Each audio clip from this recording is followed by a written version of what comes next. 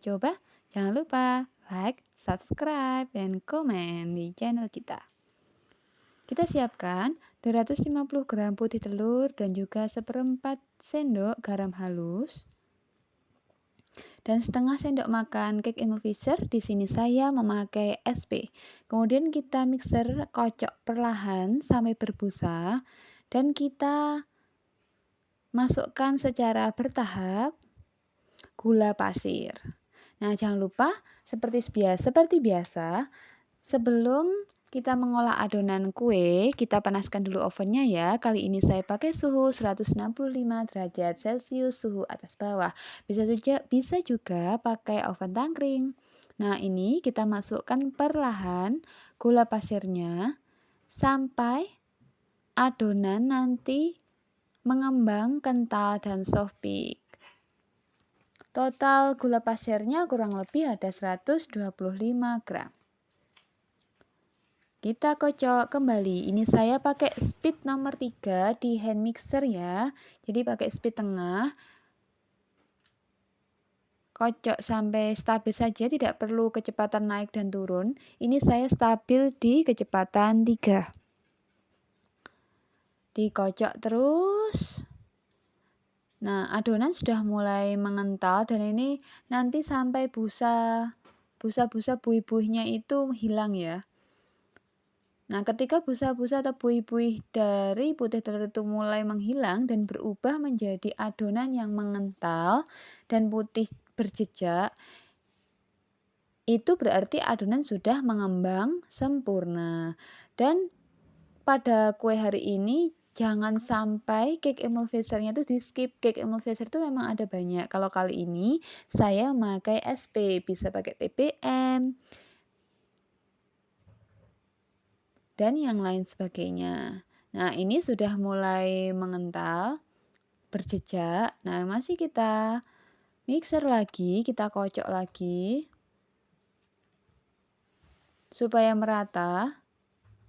Dan jangan sampai di adonan kali ini tuh menjadi hard bake, kita cukup untuk soft bake. Nah, nanti akan kita tunjukkan bagaimana adonan soft bake itu. Jadi adonan soft bake itu kalau diangkat dia masih terjatuh tapi jatuhnya pelan.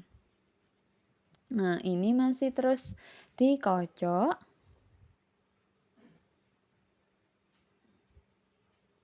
Sudah mulai terlihat ya, putihnya benar-benar sudah merata. Nah, kita hentikan. Nah, ini dia adonan yang soft bake. Nah, ketika diangkat, adonannya turun, jatuh pelan-pelan. Nah, ini adonan kental soft bake.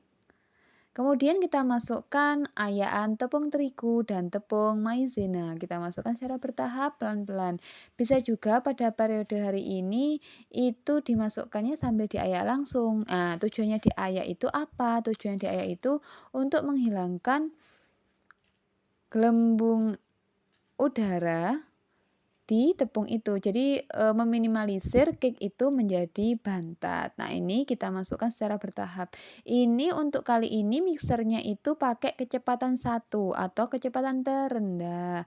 Setelah dicampurkan secara merata sebentar saja, kurang lebih 2 menit, kita masukkan bertahap butter atau margarin yang sudah dilelehkan. Ini pakai 100 gram margarin yang sudah dilelehkan. Kemudian kita kocok lagi pakai speed paling rendah.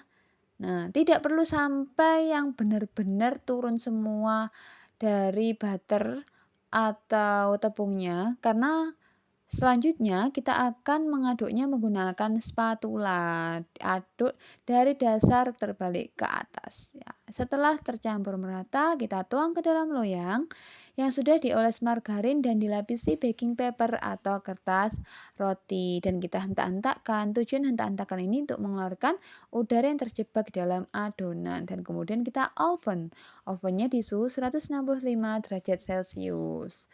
Kurang lebih 30 menit atau sampai matang ya. Ini juga bisa pakai oven tangkring.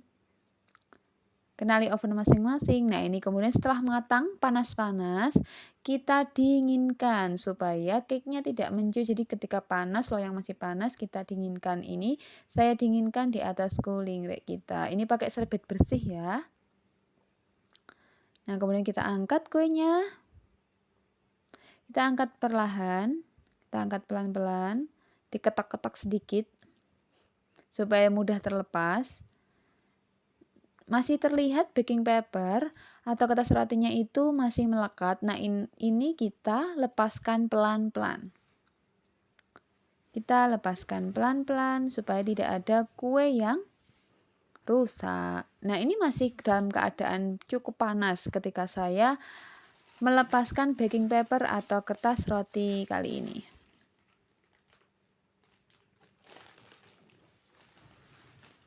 Nah, ini ya kita lepaskan. Nah, kue sudah matang sempurna.